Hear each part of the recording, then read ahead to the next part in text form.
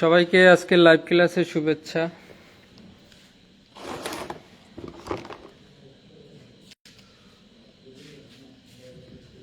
সবাই আস্তে আস্তে লাইভ ক্লাসে প্রবেশ করেন।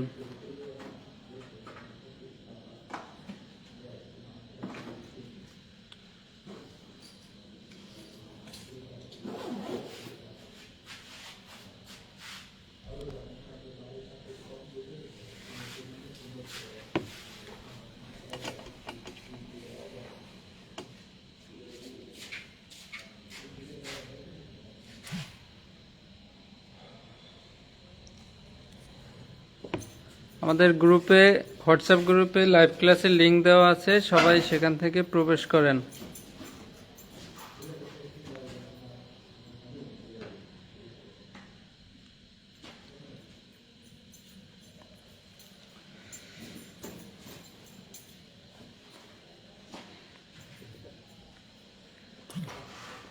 যাদের পড়ালেখার প্রতি আগ্রহ আছে, যারা প্রমোশন পেতে চান, তারা কেউ পড়ালেখা বন্ধ করবেন না।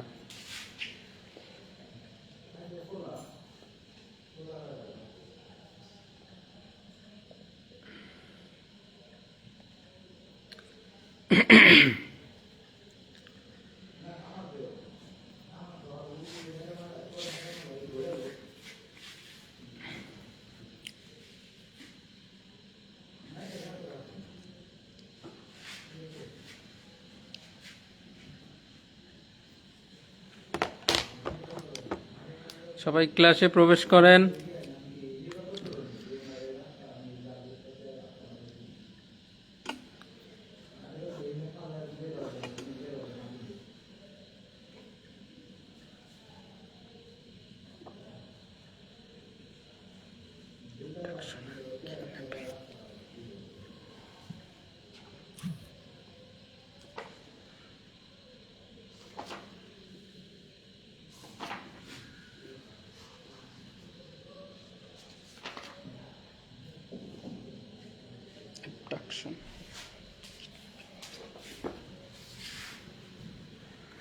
সবাই কেমন আছেন? যারা যারা ক্লাসে প্রবেশ করতেছেন সবাই একটু হাজিরা দেন।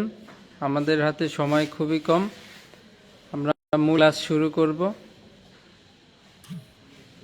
সবাই একটু হাজিরা দেন।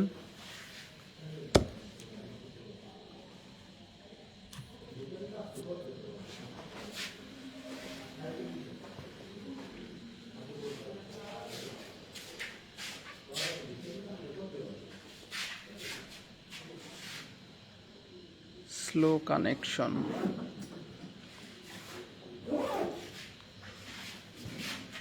আমিনুল হক শাকিল, আমি ভালো আছি ভাই, তুমি কেমন আছো?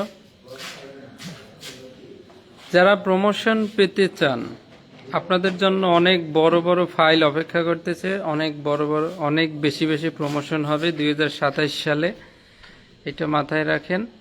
আপনি শুধুমাত্র একটু পাস করলেই প্রমোশন পাবেন, জাস্ট আর কিছু লাগবে না। এই সুযোগ কেউ হাতছাড়া করবেন না।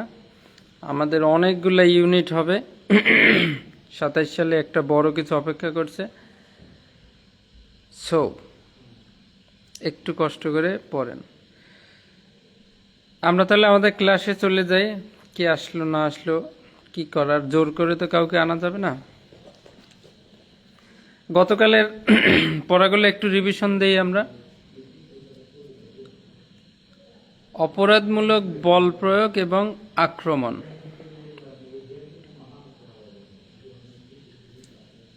তিনশো 49 থেকে 358।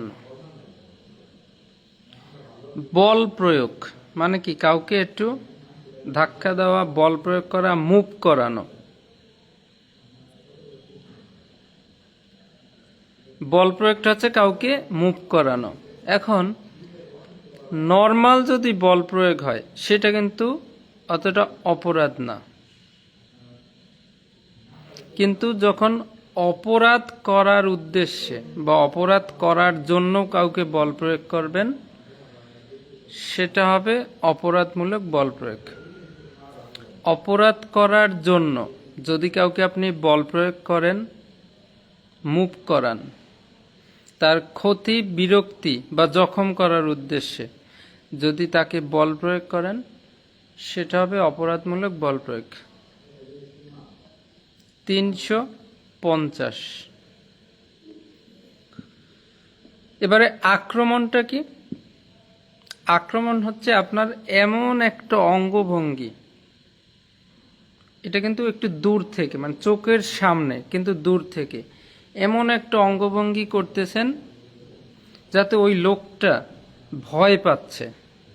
আপনি মানে এখনই তাকে মারবেন, কিন্তু মারতেছেন না।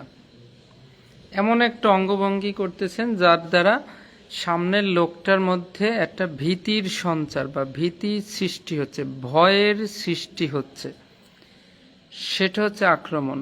এই সংজ্ঞা দুইটা পড়ানোর কারণ হচ্ছে এখান থেকে আপনার অন্তত একটা এমসিকিউ থাকবে। কোনটা আক্রমণ এবং কোনটা অপরাধমূলক বল প্রয়োগ, you must have to identify clearly. একদম ক্লিয়ারলি আপনাকে আইডেন্টিফাই করতে হবে, নইলে আপনার এমসিকিউ ভুল হয়ে যাবে। দুইটি উদাহরণ সবসময় মনে রাখবেন। একটা হচ্ছে কুকুরকে লেলিয়ে দেওয়া হয়েছে, অলরেডি আপনার কুকুর আপনি ছেড়ে দিয়েছেন আপনার শত্রুর প্রতি, কুকুর আপনার শত্রুকে ধাওয়া করতেছে, লেলিয়ে দেওয়া হয়েছে অলরেডি। তার মানে কি, এই কুকুরকে দিয়ে অপরাধমূলক বল প্রয়োগ করানো হচ্ছে ওই ব্যক্তির প্রতি, সে ভয়ে দৌড়াচ্ছে।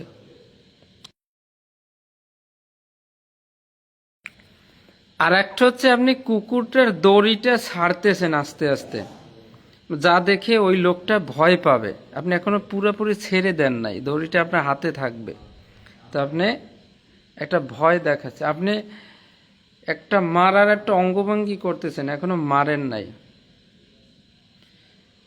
একটা ঘুষি দেওয়ার জন্য অঙ্গভঙ্গি করতেছেন কিন্তু দেন নাই। যদি দিয়ে ফেলেন তাহলে সেটা অল্প আঘাত হইলে সাধারণ আঘাতে যাবে, বেশি গুরুতর প্রকৃতির 8 প্রকারের মধ্যে যদি পড়ে তাহলে গুরুতর আঘাতের মধ্যে পড়বে। তো যখনই আপনি অঙ্গভঙ্গি করতেছেন সেটা হবে আক্রমণ। আর এই অপরাধমূলক বল প্রয়োগ এবং আক্রমণ এই দুইটা মিলাইয়া শাস্তি 352 একসাথে। 353 সরকারি কর্মচারী যখন সরকারি কর্তব্য পালন করে তখন যদি আপনি তাকে আক্রমণ করেন বা অপরাধমূলক বল প্রয়োগ করেন তখন আপনার শাস্তি 353। আর কোনো নারীর শালীনতা নষ্ট করার অভিপ্রায়ে, এখনো কিন্তু আপনি নষ্ট করেন নাই, আপনার অভিপ্রায় মানে ইচ্ছা যে এই নারীর শালীনতা আমি নষ্ট করব,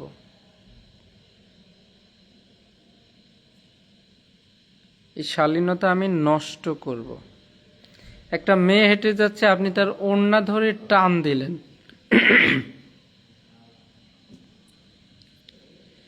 ওড়না ধরে টান দিলেন, অথবা ওড়নাটা যখন নিয়ে নিলেন, টান দিয়ে নিয়ে নিলেন, তখন তার এই যে ফ্রন্ট সাইড দেখা যাবে, শালীনতা নষ্ট হবে। আপনি যে ওড়নাটা যে টান দিয়ে নিয়ে নিলেন, এইটা যদি করেন তার মানে আপনি তাকে একটা আক্রমণ করলেন। আক্রমণ কিভাবে হইল বলেন তো? অপরাধমূলক বল প্রয়োগ অথবা আক্রমণ করছেন শালীনতা নষ্ট করার অভিপ্রায়ে। একটা মেয়ের ওড়না টান দিয়ে নেওয়ার ফলে এটা অপরাধমূলক বল প্রয়োগ বা আক্রমণ কিভাবে হইল, কিভাবে হয়েছে? তাহলে আমরা পড়েছি অপরাধমূলক বল প্রয়োগ কোনটা, যাতে তার ক্ষতি, ভীতি বা বিরক্তি সৃষ্টি হবে। একটা মেয়ের ওড়না টান দিলে সে বিরক্ত হবে কিনা এবং সে তখন মুভ করবে কিনা, সেটা ওড়নাটা ফিরিয়ে আনার চেষ্টা করবে, সম্ভ্রম ঢাকার চেষ্টা করবে, এই যে একটা মুভমেন্ট, তাকে মুভ করানো, এটাই অপরাধমূলক বল প্রয়োগ। আবার আক্রমণ, আপনি ওড়না টান দিলেন, তাতে সে ভয় পেয়ে যাচ্ছে, এটা কিন্তু আক্রমণ। তাহলে শালীনতা নষ্ট করার অভিপ্রায়ে অপরাধমূলক বল প্রয়োগ অথবা আক্রমণ, এটা শুধুমাত্র এমন একটা কাজ যার ফলে আপনি তার বডি টাচ করলেন না। কিন্তু আপনি যদি বডি টাচ করে ফেলেন তখন কিন্তু আর এই 354 থাকবে না। আপনি যদি নারীর বডি টাচ করে ফেলেন আপনার কামলালসা চরিতার্থ করার জন্য, তখন যাবে নারী শিশুর 10। আর আপনি নারীর ওড়নাও টাচ করলেন না, বডিও টাচ করলেন না, নারীর থেকে একটু দূরে চোখের সামনে থেকে আপনি এরকম এরকম ড্যামো দেখাচ্ছেন, কিছু সাউন্ড করতেছেন, বাজে সাউন্ড, উস্কানিমূলক বা সেক্সুয়াল সাউন্ড, অথবা যে কোনো ধরনের ব্যাড কমেন্ট, অথবা উত্তেজনাপূর্ণ, অথবা আপনার কামলালসা ভিত্তিক, যৌনতা ভিত্তিক কিছু সাউন্ড করতেছেন, এই চোখের সামনে যখন সাউন্ড, অঙ্গভঙ্গি ডেমো করবেন তখন সেটা যাবে ইপটিজিং, 509। সাউন্ড, অঙ্গভঙ্গি, ডেমো, যে কোনো কিছু চোখের সামনে, সেটা যাবে 509। আর যদি বডি টাচ করে ফেলেন সেটা যাবে নারী শিশুর 10। আর এই দুইটা বাদে অন্যভাবে যদি আক্রমণ করেন তখন সেটা হবে 354।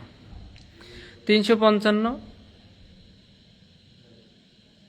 আপনার এক স্থানীয় নেতা, সে কাজকর্ম ভালো করে নাই, 4-5 বছর ধরে নির্বাচিত হয়ে আছে, কোনো কাজ করে নাই, সে আসছে মঞ্চে ভাষণ দিতে, ভাষণ দেওয়ার এককালে আপনি কি করলেন, তাকে অপমান করার উদ্দেশ্যে সবাই জুতা ছুঁড়ে মারলেন। এই যে অপমান করার উদ্দেশ্যে অপরাধমূলক বল প্রয়োগ বা আক্রমণ, এটা 355।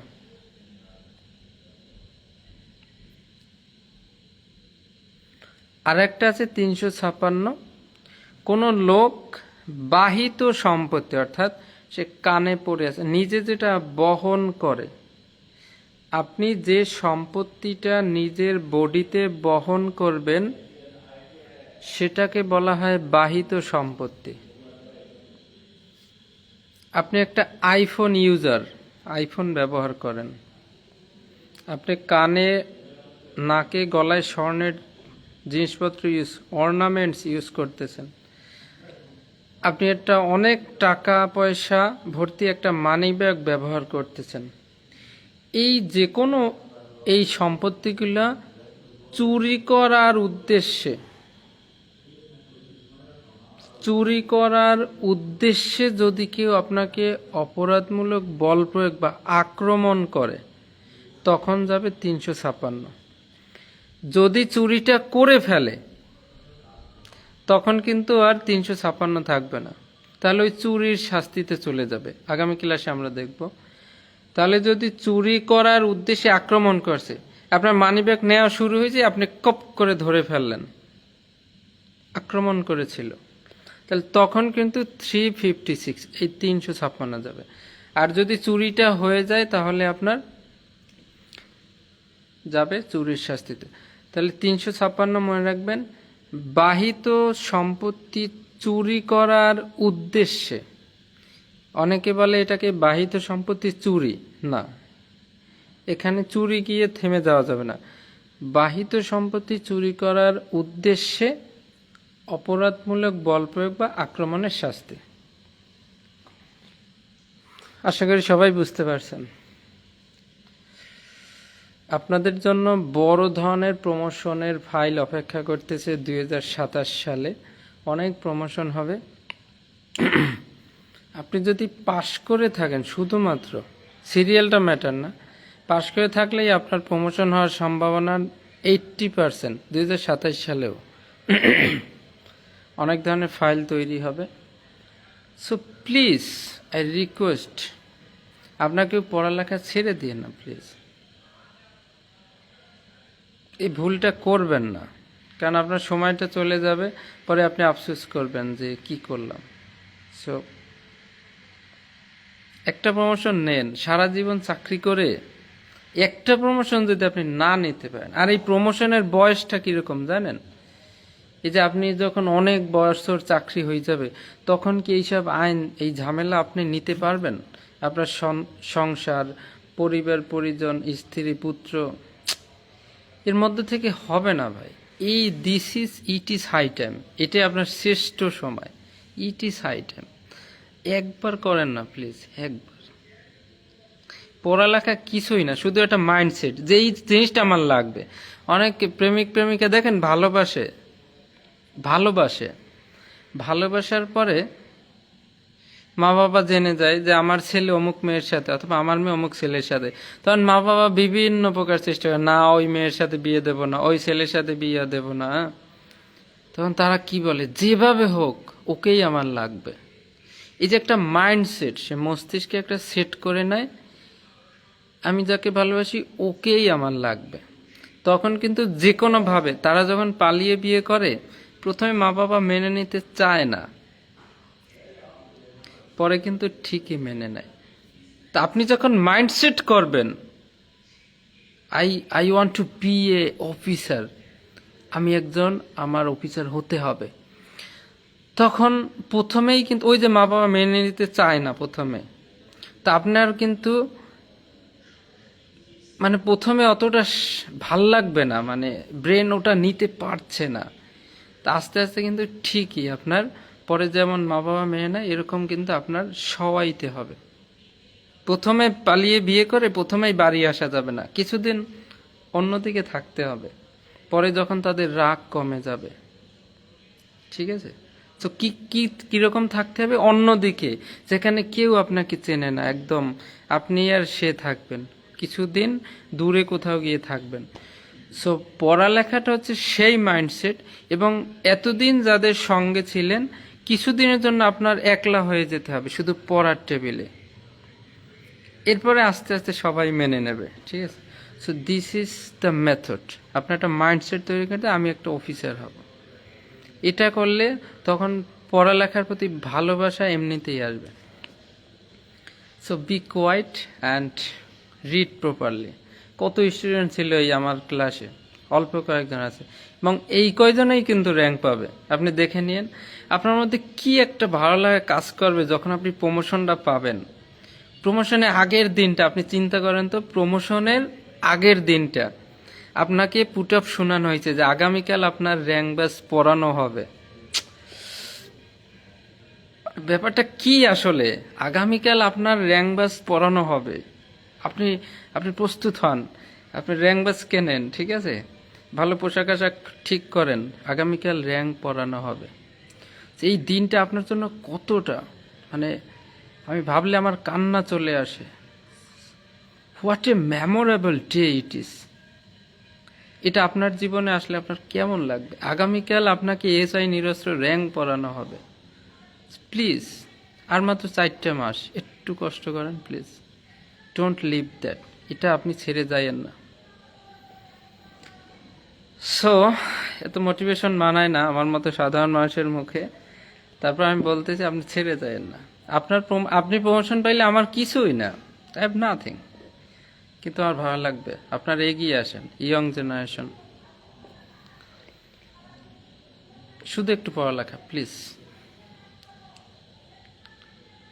কি করলেন জীবনে, হ্যাঁ, আপনি ভাবতে পারেন আপনি 24 আওয়ার্স আপনার কিভাবে যাচ্ছে, মানে কি করতেছেন, মানে কোন চুলটা ছেড়তেছেন আপনি, সে ওই যে মোবাইলে খালি ঠেলতেছেন আর ওই যে কথা বলতেছেন ফোনে, এগুলোর রেজাল্ট কি আপনি জানেন? আপনার প্রিয়জন, আপনার স্বামী, আপনার স্ত্রী, আপনার মা বাবা, সবাই কিন্তু একটা ভালো কিছুর অপেক্ষায় থাকে।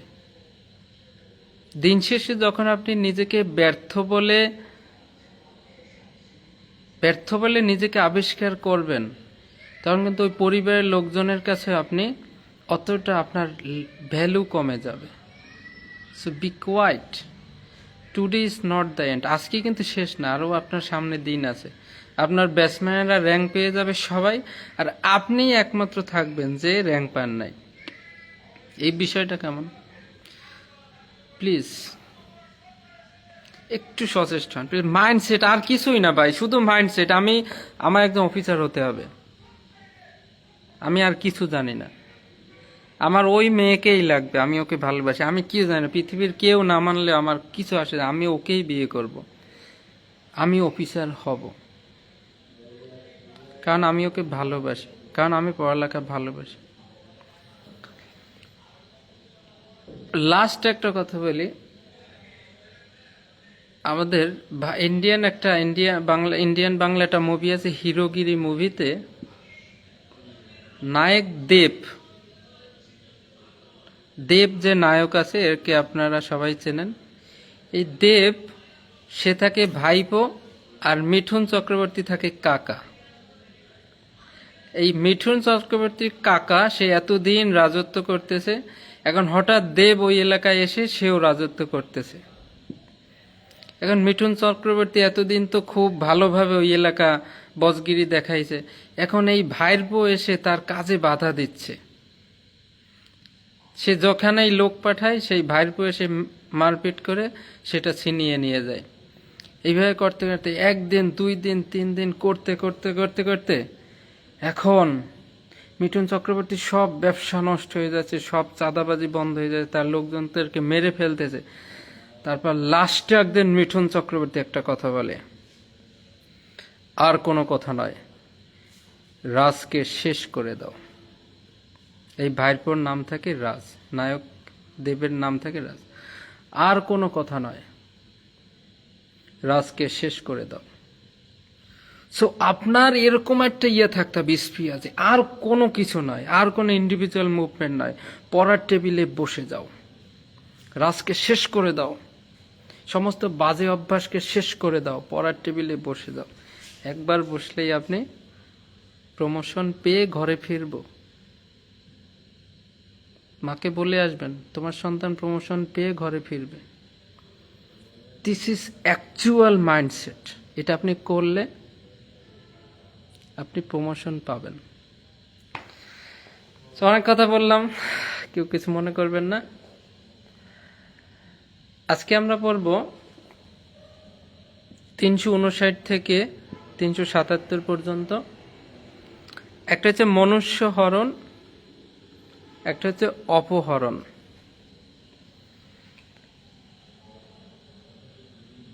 মনুষ্য হরণটা 359। আমার কথা আবার কেউ রাগ করছেন নাকি? যদি শেখার কিছু থাকে নিয়েন প্লিজ। তাহলে মনুষ্য হরণ, আমরা একটু পড়ালেখা মনোযোগ দেই। মনুষ্য হরণ 359। একটা যে বাংলাদেশ হতে মনুষ্য হরণ, এক দেশ টু আর এক দেশ, এই দেশ থেকে অন্য দেশ। আর যে বাংলাদেশের মধ্যে, অর্থাৎ আইনানুগ অভিভাবকত্ব হতে মনুষ্য হরণ। একটা হচ্ছে বাংলাদেশ হতে মনুষ্য হরণ, আর একটা হচ্ছে আইনানুগ অভিভাবকত্ব হতে মনুষ্য হরণ।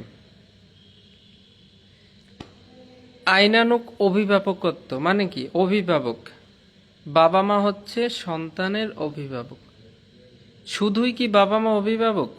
অনেক সন্তানের মা বাবা নাই, তাহলে সে তার চাচার কাছে বড় হচ্ছে, মামার কাছে বড় হচ্ছে, বোনের কাছে বড় হচ্ছে।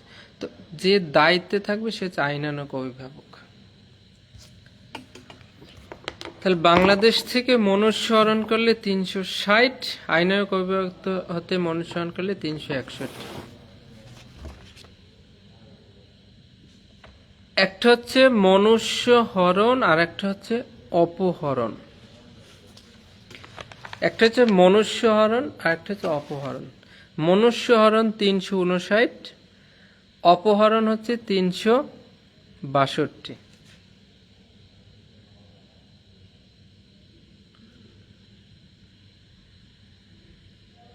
অ্যাবডাকশন আর একটা হচ্ছে কিডন্যাপ। আপনারা শুনছেন না ছোটবেলায় যে বাচ্চাদেরকে কিডন্যাপ করে নেওয়া হয়েছে? কিডন্যাপ করে নিয়ে ফোন দিয়ে বলে তোর ছেলে মেয়ে আমার কাছে আছে, এত টাকা লাগবে তাহলে ছেড়ে দেব। এই যে একটা হচ্ছে কিডন্যাপ, আর একটা অপহরণ। অপহরণ মানে কি? বিদেশে অপহরণ করে নিয়ে গেছে।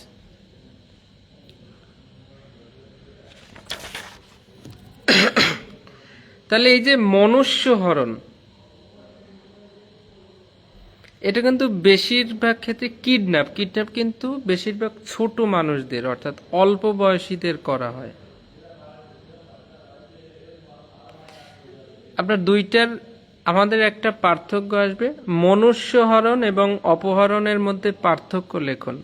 আপনার এই জিনিসটা খুব ভালো করে বুঝতে হবে। বাকি ধারাগুলো আমি 1 মিনিটে পড়াই দেব। শুধুমাত্র মনুষ্যহরণ এবং অপহরণের মধ্যে পার্থক্যটা আমাদের বুঝতে হবে। এই মনুষ্যহরণ ইংরেজি হচ্ছে কিডন্যাপ। কিডন্যাপটা ছোটদেরকেও করা যায়, বড়দেরকেও করা যায়, বুঝবেন। প্রাপ্ত অপ্রাপ্ত দুই বয়সের লোকেরই করা যায়। কিন্তু অপহরণ যেটা আছে এটা শুধুমাত্র বড়দেরকে করা যায়। ছোটদেরকে করলে সেটা অপহরণ হবে না। অপহরণ শুধুমাত্র প্রাপ্তবয়স্কদের ক্ষেত্রে প্রযোজ্য। ছোটদেরকে করে ফেললে সেটা হয়ে যাবে কিডন্যাপ, আর প্রাপ্তবয়স্কদের করলে হবে অপহরণ। এখন একটা বাচ্চাকে যদি আপনি কিডন্যাপ করেন তাহলে আপনি কিভাবে করবেন? তাকে ফুসলাইয়া বিভিন্ন একটা খাবার দিলেন, বা ফুসলাইয়া বিভিন্ন ভুলভাল বুঝাইয়া ফুসলাইয়া ব্রেন ওয়াশ করলেন, তারপর তাকে আপনি নিয়ে গেলেন। তাহলে এই বাচ্চাটা কি স্বেচ্ছায় আপনার হরণকারীর সাথে যায়? যে হরণ করে বাচ্চাটা কিন্তু স্বেচ্ছায় তার সাথে যায়। আর অপহরণটা কি? অপহরণ কিন্তু এই ফুসলাইয়ে নেওয়া যায় না, সেটাকে জোরপূর্বক নিতে হয়, অথবা প্রতারণা করে। তোমাকে আমি বিদেশে একটা ভালো চাকরি পাইয়ে দেব, অপহরণ করে। অমুক জায়গায় একটা ভালোই আছে, এই কথা বলে আপনাকে নিয়ে বিক্রি করে দেয় দালাল পার্টির কাছে। তাহলে প্রতারণা করে, এখানে লেনদেনও থাকে। তাহলে অপহরণটা কি? হয় জোর করে নিয়ে যায়, তুলে নিয়ে যায়, অথবা প্রতারণা করে। আপনি এমনভাবে যাবেন, আপনাকে ভুলভাল বুঝাইয়া প্রতারণা করে আপনাকে ভালো কিছুর অফার, লোভনীয় লোভ লালসা দেখাইয়া আপনাকে যখন নিয়ে যাওয়া হবে, অথবা জোর করে নিয়ে যাওয়া হবে, সেটা হবে অপহরণ, অ্যাবডাকশন। এখন এই অপহরণটা কি? প্রাপ্তবয়স্কদের ক্ষেত্রে প্রযোজ্য।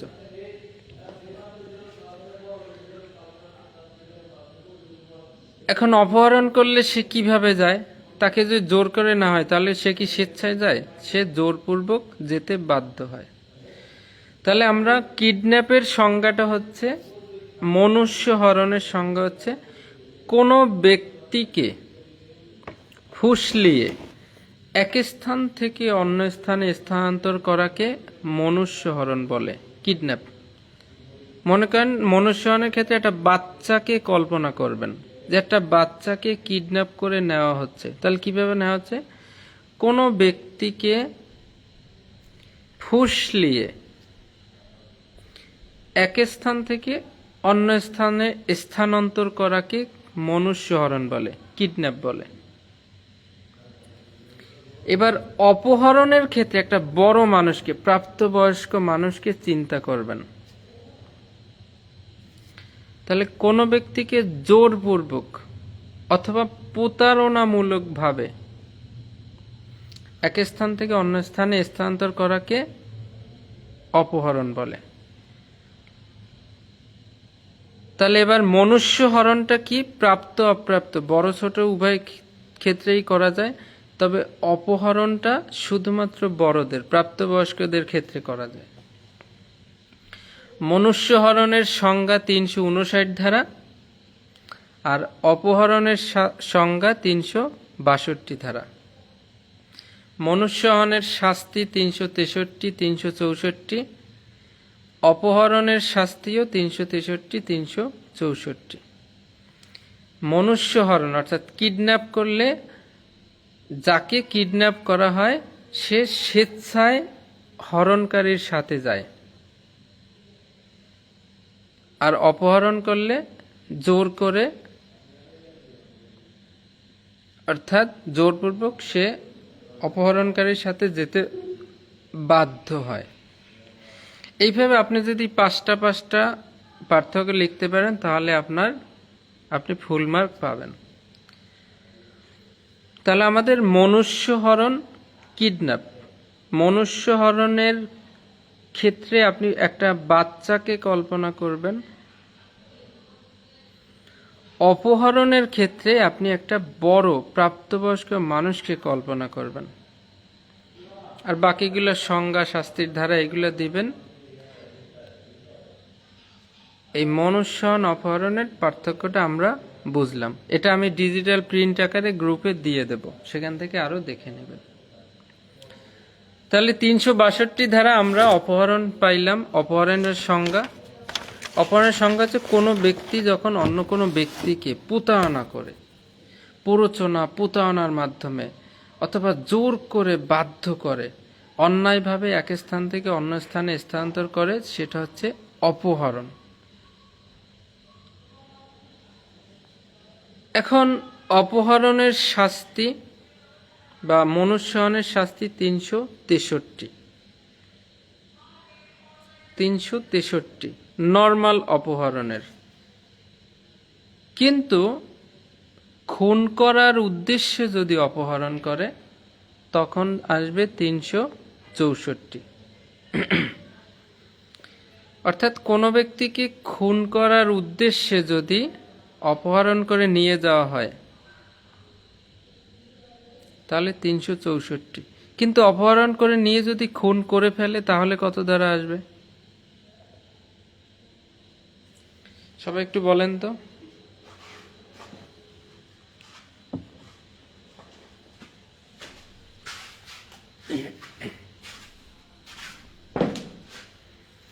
খুন করার উদ্দেশ্যে অপহরণ করলে 364 ধারা।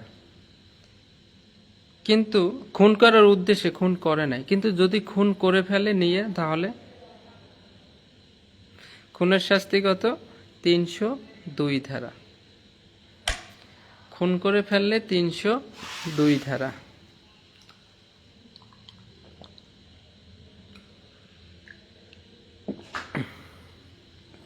আমাদের একজন এমপি ছিল আনার, গত বছর মনে হয় এমপি আনারকে ওই যে ভারতে একটা হোটেলে নিয়ে খুন করা হয়, টুকরো টুকরো করা হয়। এই যে বাংলাদেশ থেকে তাকে অন্য দেশে অপহরণ করে নেওয়া হয়েছে, অথবা ওই দেশে বসে এই যে তাকে খুন করা হয়েছে, প্রথমে অপহরণ করে অর্থাৎ হোটেলে নিয়ে, তারপরে কৌশলে প্রতারণামূলকভাবে হোটেলে নেওয়া হয়েছে, তারপর তাকে খুন করা হয়েছে। তাহলে খুন করার উদ্দেশ্যে 364। কিন্তু যদি খুনটা হয়ে যায় তখন আর 364 থাকবে না, সেটা হবে কি? ওয়েল প্ল্যানেড মার্ডার, কোল্ড প্ল্যানেড মার্ডার, অর্থাৎ পরিকল্পিত খুন। আপনি গোলাই ফেলবেন না, খুন করার উদ্দেশ্যে অপহরণ করছে,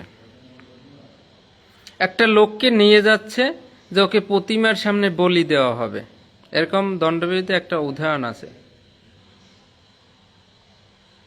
একেবারে জানাই শোনাই নেওয়া হচ্ছে যে তোকে আজকে প্রতিমার সামনে বলি দেওয়া হবে, ওকে নিয়ে যাওয়া হচ্ছে অপহরণ করে। কিন্তু এই পর্যন্ত তাহলে 364 ধারা। কিন্তু যদি প্রতিমার সামনে বলি দেওয়া হয় তাহলে সেটা কি হবে? খুন হবে, 302 ধারা। এবার 364 সঠাইবেন ক, খুবই গুরুত্বপূর্ণ একটা ধারা। 10 বছরের কম বয়স্ক কোনো শিশুকে যদি খুনের উদ্দেশ্যে, গুরুতর জখমের উদ্দেশ্যে, দাসত্ব অর্থাৎ দাসী বানানোর উদ্দেশ্যে,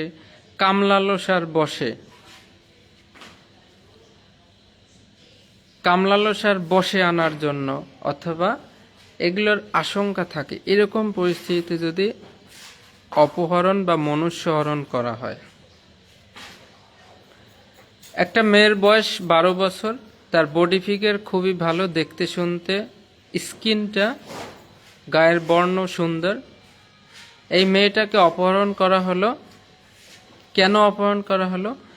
যে একে যদি পতিতালয়ে বিক্রি করা হয়, অথবা একে দিয়ে যদি এই কাজগুলো করানো হয়, অথবা নিজের একজন ধনী লোক তাকে অপহরণ করে নিয়ে বাসায় রাখলো কেন? সে তার কামলালসা চরিতার্থ করবে। এইরকম উদ্দেশ্য নিয়ে যদি 10 বছরের কম বয়স্ক কোনো শিশুকে অপহরণ বা মনুষ্যহরণ করা হয় তাহলে 364 তাহলে 364 হচ্ছে প্রাপ্ত 10 বছরের উপরের যত মানুষ। 364 হচ্ছে 10 বছরের উপরের যত মানুষ, তাদেরকে খুনের উদ্দেশ্যে অপহরণ করলে 364।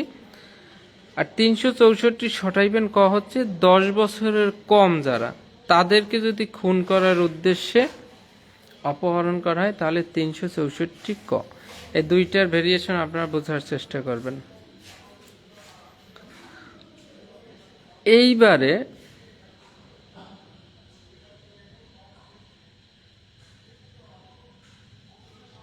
এইবার হচ্ছে 366 ধারা। এই 366 ধারা এমন একটি ধারা যেখানে পড়ার মতো কিছুই নাই, যেখানে আছে অস্বাভাবিক অতৃপ্ততা, মানে খুবই আকাঙ্ক্ষা, মানে পাওয়া না পাওয়ার বেদনা, সেখান থেকে তীব্র রাগ, কাম থেকে ক্রোধ, ক্রোধ থেকে আসক্তি, সেইটা আছে 366-তে। আমাদের প্রিন্স হৃদয় খুবই স্মার্ট, আধুনিক, সভ্য, সিভিলাইজড একজন বাংলাদেশ পুলিশের চৌকস গর্বিত একজন সদস্য। ভেরি মাচ ডিসেন্ট, ভদ্র, নম্র, খুবই স্মার্ট, নান্দনিক। সে খুবই এতটাই প্রশংসনীয়, এতটাই গ্রহণযোগ্য, অনেক মেয়েই তাকে পছন্দ করে, কিন্তু সে মেয়েদেরকে পাত্তা দেয় না। কিন্তু হঠাৎ তার চোখে একটা মেয়েকে খুব ভালো লাগছে, এই মেয়েকে প্রপোজ করেছে, কিন্তু এই মেয়ে রাজি হচ্ছে না। প্রিন্স হৃদয় ভাবতেছে, আমি এত মেয়ের প্রপোজ পাই, আমি তাদেরকে অ্যাকসেপ্ট করি না, কিন্তু আমি একটা মেয়েকে প্রপোজ করলাম, সে অ্যাকসেপ্ট করলো না। তখন এই রাগ থেকে একটা মাইন্ডসেট বা একটা একাগ্রতা তৈরি হয়, বিয়ে করলে আমি এই মেয়েকেই করব। ও যে আমার প্রপোজ অ্যাকসেপ্ট করে না, ওকে আমি দেখাই দেবো যে তোকে আমি বিয়ে করে দেখাই দেব। এইভাবে সে ডেডিকেশন হয়ে গেল, একদম ডিটারমাইন হয়ে গেল, সংকল্পবদ্ধ, এই মেয়েকেই আমার লাগবে। দরকার হলে আমি 366 ধারা আগে আইন পড়ব, তারপরও আমার এই মেয়েকে লাগবে। এখন এই মেয়েকে আবার প্রপোজ করছে, কোনোভাবে কাজ হয় না, এই করে না, বিয়ের প্রস্তাব দিচ্ছে, কাজ হচ্ছে না, মেয়ে একদম ডাইরেক্ট না করে দিয়েছে। এখন প্রিন্স হৃদয় ভাবতেছে আর কোনো কথা নয়, এই মেয়েকেই আমার চাই। কি করলো, দলবল নিয়ে চলে গেল মেয়ের বাড়ির আশেপাশে, লোক সেট করা হলো। এই মেয়ে যখনই বের হবে বাড়ি থেকে, সাথে সাথে তাকে তুলে নেওয়া হবে। ইভেন এই মেয়ের পরিবারের কাছেও হৃদয় বলছে, মেয়ের পরিবার বলছে ঠিক আছে বাবা, তুমি অনেক হতে পারো, তুমি অনেক স্মার্ট, সুন্দর, তুমি পুলিশের একজন সদস্য, বাট সো হোয়াট, আমার মেয়েকে আমি বিয়ে দেব না। প্রিন্স হৃদয় বলতেছে ঠিক আছে, আমিও দেখি আপনার মেয়েকে কিভাবে আপনি না দেন। আমি আপনার সামনে বললাম, আপনার মেয়েকে তুলে নিয়ে গিয়ে বিয়ে করব, আপনার চোখের সামনে বিয়ে করব, আমিও দেখাই দেব। এখন লোকজন, বন্ধু বান্ধব সেট করছে, এই মেয়ে বাড়ি থেকে বের হইলেই তাকে তুলে নিয়ে আসবে। এরকম হইল, মেয়েটা যখন বাড়ি থেকে বের হইল, বন্ধু বান্ধব মিলে তাকে তুলে নিয়ে, যখনই তুলে নিয়ে আনতে গেছে, প্রিন্স হৃদয় সে কোলে করে মেয়েকে নিচ্ছে, আর মেয়ে হাত পা নাড়াচ্ছে আর চাপড়াচ্ছে, বাঁচাও বাঁচাও শয়তান, তুই আমার মন পাবি কিন্তু দেহ পাবি না। ঠিক আছে, মন পাবি দেহ পাবি না, না কি যেন বলে। হ্যাঁ, তুই আমার মেয়েকে, সরি, তুই আমার মন পাবি কিন্তু দেহ পাবি না। তখন হৃদয় বলছে কি, তুই যা কিছু বল, ওতে আমার কাজ নাই, আমি তোকে নিয়ে যাব। কেন নিয়ে যাব? তোকে আমি আজকে বিয়ে করব, আজকে। তাহলে প্রিন্স হৃদয় যে মেয়েটাকে তুলে নিয়ে গেল, 366 ধারাটা সবাই একটু দেখেন। গল্প এখানেই স্টপ করতে হবে, ধারার সাথে মিল রেখে। কোন নারীকে বিবাহ ইত্যাদিতে বাধ্য করার জন্য তার ইচ্ছার বিরুদ্ধে যদি অপহরণ বা হরণ করেন, তাহলে তার শাস্তি। তাহলে প্রিন্স হৃদয়ের এই পর্যন্ত গল্পের শাস্তি হবে 366 ধারা। তুই আমার মন পাবি কিন্তু দেহ পাবি না। আমাদের তো মনটাই দরকার, মন পাইলে এমনি দেহ। It's okay. তাহলে এইভাবে আছে না আমাদের সমাজে ঘটে, মেয়েকে তুলে নিয়ে যায় জোর করে। তো কোনো নারীকে বিবাহ করার উদ্দেশ্যে তার ইচ্ছার বিরুদ্ধে, এখন এই মেয়ে যদি স্বইচ্ছায় যায় ছেলের সাথে, তাহলে কিন্তু এই ধারা আসবে না। So point to be noted, আপনার বুঝতে হবে এই ধারার মধ্যে লেখা আছে সেই নারীর ইচ্ছার বিরুদ্ধে, নারীর সম্মতি থাকবে না। এইরকম ভাবে যদি আপনি তাকে তুলে নিয়ে যান বিবাহ করার উদ্দেশ্যে, তাহলে আপনার শাস্তি হবে 366 ধারা। আশা করি এই ধারা আপনি আর কোনোদিন ভুলবেন না। তাহলে আপনার চোখের সামনে যদি এরপর পড়ে যে অমুক বাড়ির একটা মেয়েকে এইভাবে ছেলে এসে তুলে নিয়ে গেছে বিয়ে করার উদ্দেশ্যে, কিন্তু মেয়েটার সম্মতি ছিল না, তখন 366 ধারা। এবার আরেকটা বিষয়, এই মেয়ের সম্মতি আছে, ছেলে মেয়ে দুইজনে মিলে পালাই গেল। এখন মেয়ের বাবা তাহলে কোন ধারায় মামলা করবে বলেন তো? যদিও সম্মতি, প্রাপ্তবয়স্ক দুইজন মানুষ সম্মতি সহকারে যদি পালাই বিয়ে করে, কিছু করার নাই। তো তারপরে মেয়ের বাবারা নারী শিশু আইনের 7 ধারায় একটা মামলা করে, যেখানে বলা হয়েছে অপহরণ, নারীকে অপহরণ, নারী অথবা শিশুকে অপহরণ। এই 7 ধারায় মামলা করে ঠিকই, সেখানে বলা হয় যে, মামলা উল্লেখ করা হয় যে আমার মেয়েকে কি করছে, জোরপূর্বক নিয়ে গেছে। কিন্তু এই মামলা টেকে না, কারণ মেয়ে যখন স্বীকারোক্তি দেয় যে আমি সজ্ঞানে সম্মতিক্রমে গিয়েছি, কারণ কিন্তু এই মামলাটা টেকে না।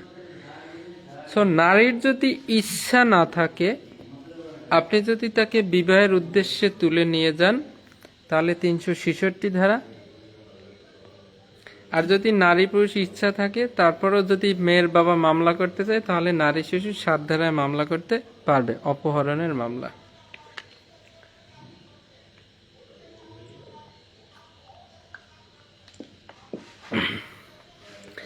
ক্লাস কি বোঝা যাচ্ছে কিছু?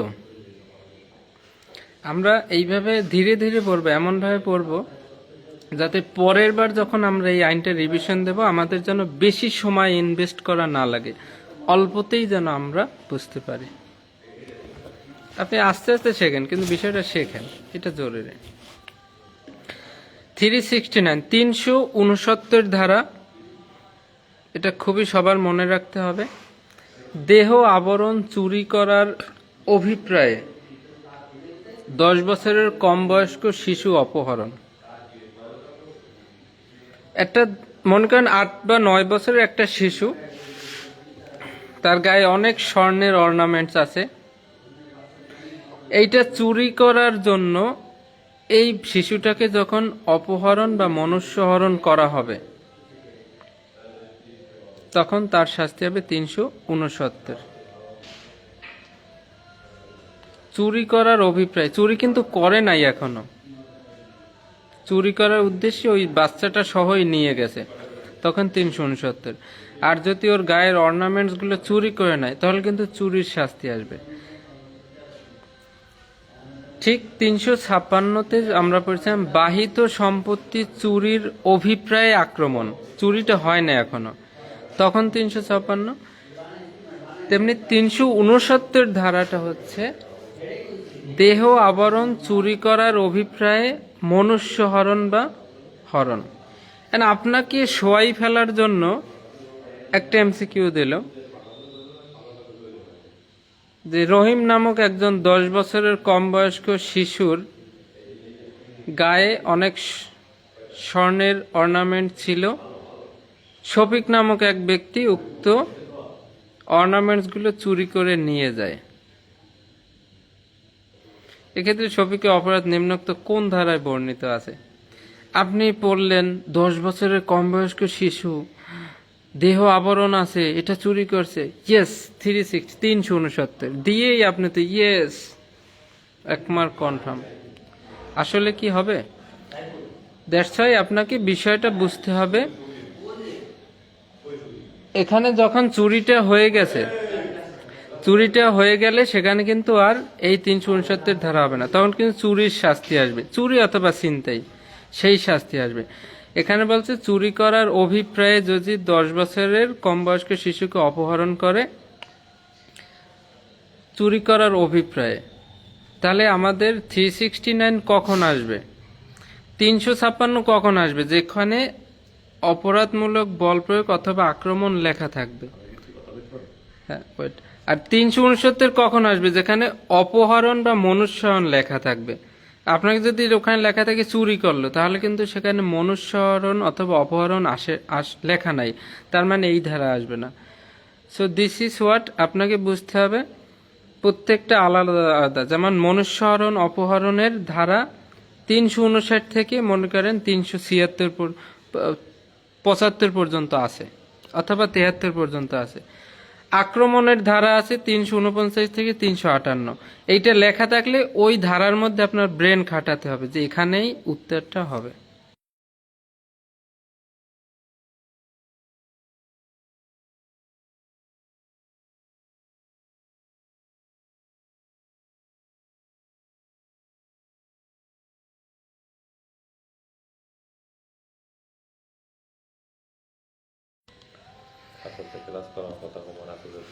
আচ্ছা আইসো, তাহলে 369 আমরা বুঝলাম।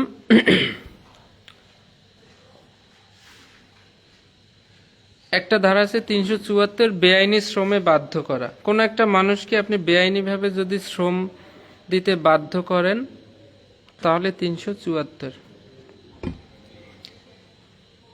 আজকের ক্লাসের লাস্ট দুইটা ধারা, একটা হচ্ছে মজার ধারা, আপনারা যেটা পছন্দ করেন ওই কাজ, ধর্ষণ 375।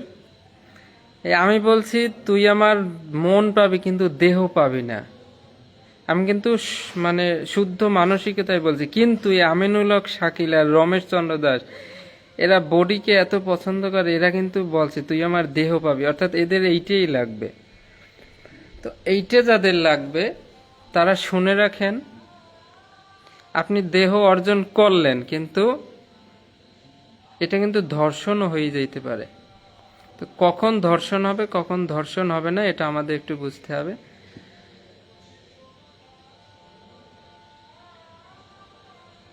ধর্ষণ আগে 375 ধারায় ধর্ষণের সংজ্ঞা ছিল, দণ্ডবিধিতে শাস্তি ছিল 376। নারী শিশু আইন তৈরি হওয়ার আগে ধর্ষণের শাস্তি এই 376 হতো দণ্ডবিধিতে, কিন্তু নারী শিশু হওয়ার পর এই ধর্ষণের শাস্তি চলে গেছে নারী শিশুর 9 ধারাতে। তাহলে এখান থেকে 375 হচ্ছে ধর্ষণের সংজ্ঞা, ধর্ষণ কাকে বলে। 5টা অপশন থাকলে ধর্ষণ বলে গণ্য হবে। নারীর ইচ্ছার বিরুদ্ধে সম্মতি ব্যতিরেকে, সম্মতিক্রমে যদি জোর করে সম্মতি আদায় করা হয়, সম্মতিক্রমে বা ব্যতিরেকে যেখানে বিশ্বাস করানো হয় যে নারীটা তার স্ত্রী। এগুলো এত জটিল কিছু করার দরকার নাই। আমরা ধর্ষণের প্রশ্ন আসলে সেটা নারী শিশু দিয়ে অ্যান্সার করব। আজকের ক্লাসের লাস্ট ধারা চমৎকার শিক্ষণীয় ধারা হচ্ছে 377 ধারা। আপনারা একটা জিনিস শিখে রাখেন, আপনার স্ত্রী আছে, আপনার স্ত্রীর সাথে যখন আপনি এই দৈহিক মিলন ঘটাবেন সেটাও কিন্তু ধর্ষণ হইতে পারে। স্ত্রীর সাথে শারীরিক সম্পর্ক করলে সেটাও কিন্তু ধর্ষণ হতে পারে। কখন? যখন আপনার স্ত্রীর বয়স 13 বছরের কম হবে। আপনি এমন একটা মেয়েকে বিয়ে করলেন যার বয়স 13 বছরের কম, তারপর আপনি তার সাথে রাত্রে শারীরিক মেলামেশা করতেছেন। এখন আপনি যদি বলেন এ তো আমার স্ত্রী, আমি বিয়ে করেছি, কিন্তু 13 বছরের কম নারীর সাথে আপনি বিয়ে করেও যদি যৌন সঙ্গম করেন, সেটাও কিন্তু ধর্ষণ বলে গণ্য হবে। কত বছরের? মনে রাখবেন, 13 বছরের কম। কেউ একজন কমেন্টে লেখেন 13 বছরের কম, এই কথাটা লেখেন, তাহলে সবার মনে থাকবে। 13 বছরের কম সেই মেয়ে যদি আপনার স্ত্রী হয়, সে মেয়ের সম্মতি থাকলেও, স্ত্রী হইলেও, সেটা কিন্তু ধর্ষণ বলে গণ্য হবে। আর একটা ইনসাইডাল কথা বলি, কেউ মাইন্ড করবেন না, কারণ আমরা দারোগা হতে হলে আমাদের অনেক কিছু বুঝতে হবে, শিখতে হবে। ধর্ষণের ক্ষেত্রে আমাদের দণ্ডবিধির ভাষ্যতে ব্যাখ্যা করা হয়েছে যে কতটুকু করলে ধর্ষণ বলে গণ্য হবে। আপনি একটা মেয়েকে জড়িয়ে ধরলেন তার ইচ্ছার বিরুদ্ধে, জড়িয়ে ধরলেন, আপনি কিস করলেন বা বুকে হাত দিলেন, যে কোন, এটা কি ধর্ষণ? না, এটা কিন্তু নারী শিশুর 10-এ যাবে, শ্লীলতাহানি, এটা কিন্তু ধর্ষণ না। তাহলে ধর্ষণ কতটুকু মাপকাঠিতে ধর্ষণ হবে, এটা কিন্তু আপনাদের অফিসার হতে হলে জানতে হবে। অর্থাৎ সেখানে বলছে অনুপ্রবেশ, আপনার লিঙ্গ একদম সব ভিতরে পুশ করতে হবে, অথবা সেখানে বীর্য স্খলন করতে হবে, তখনই ধর্ষণ হবে, এরকম না। আপনি জাস্ট একটু জানেন, আপনার লিঙ্গ যদি একটুও প্রবেশ করে, সেটাই কিন্তু ধর্ষণ। অর্থাৎ অনুপ্রবেশ, সামান্য অনুপ্রবেশ করলেও সেটা কিন্তু ধর্ষণ বলে গণ্য হবে। যারা দণ্ডবিধি পড়বেন, এই বইতে কিন্তু ভাষ্যতে কিন্তু এর ব্যাখ্যা দেওয়া আছে, এটা আপনি ইজিলি নেন। মনে করেন এটা কেন শিক্ষণীয়? থানায় এসে একটা মেয়ে বলতেছে, স্যার আমাকে অমুক এই লম্পট আমাকে কি করছে, আমাকে জড়িয়ে ধরছে, আমাকে কিস করছে, আমার স্তনে চাপ দিয়েছে, যে কোনো কিছু, হ্যাঁ আমি ওর নামে ধর্ষণ মামলা করব। তখন কি আপনি 9-এর-1-এ ধর্ষণ মামলা নেবেন? না। আপনি কখন নেবেন ধর্ষণ মামলা? যখন লিঙ্গ পুশ করা হবে, একটু হোক বেশি হোক, 10 মিনিট হোক, 5 মিনিট হোক, বা 1 সেকেন্ড হোক, লিঙ্গটা ভিতরে মানে অনুপ্রবেশ ঘটালেই ধর্ষণ। আমি আর কিছু বলবো না, এটা সবাই একটু শিক্ষণীয়ভাবে নিয়েন, তখনই কিন্তু ধর্ষণ বলে গণ্য হবে। আজকের ক্লাস হচ্ছে সবার শেষ ধারা 377 অস্বাভাবিক। অস্বাভাবিক অপরাধ, এটা আপনার বুঝতে হবে, কেউ জানেন না। অস্বাভাবিক অপরাধটা বুঝতে হবে। যদি কোনো ব্যক্তি ইচ্ছাকৃতভাবে কোনো পুরুষ, নারী বা জন্তু, জীবজন্তুর সাথে প্রাকৃতিক নিয়মের বাইরে যদি যৌন সহবাস করে, অর্থাৎ প্রাকৃতিকভাবে একটা নারী একটা পুরুষের সাথে কি করবে, সহবাস করবে, এটা একটা নির্দিষ্ট পদ্ধতি আছে, প্রাকৃতিকভাবে, ন্যাচারাল। এইটার বাইরে যদি, মনে করেন সমকামী, সমকামীদের বলা হয় সোডোমি, SODOMY, সোডোমি যারা করে, সমকামিতা, এটা কি প্রাকৃতিকভাবে স্বীকৃত? না। তাহলে সমকামী যদি হয়, একটা ছেলে একটা ছেলের সাথে যৌন সহবাস করছে, এটা তো অস্বাভাবিক, তাহলে সেটা কিন্তু 377 ধারায় আওতায় পড়বে। একটা পুরুষ লোক মনে করেন একটা গরুর সাথে অথবা একটা জীবজন্তুর সাথে যৌনতা করলো, এটা কিন্তু অস্বাভাবিক অপরাধ, তার শাস্তি কত ধারায়? 377 ধারায়। অসময় দেখা যায় ছেলে বাচ্চাদেরকে ধর্ষণ করতেছে, এটা কিন্তু অস্বাভাবিক অপরাধ। প্রাকৃতিক নিয়মে যেভাবে যৌন সহবাস করার কথা বলা হয়েছে বা যে রুলস আছে, এইটার বাইরে যদি কেউ যৌন সহবাস করে, সেটা হবে অস্বাভাবিক অপরাধ। গে যারা আছে, হ্যাঁ, সমকামী, এদের শাস্তি 377। কোনো জীবজন্তুর সাথে যারা যৌন সহবাস করে তাদের শাস্তি 377। তা আমরা একটু রিভিশন দেই। আজকে অনেক মাইন্ডসেট শিখলাম, উদাহরণ শিখলাম, অনেক ধারা শিখলাম। 359 মনুষ্যহরণ, 362 অপহরণ, মনুষ্যহরণ এবং অপহরণ।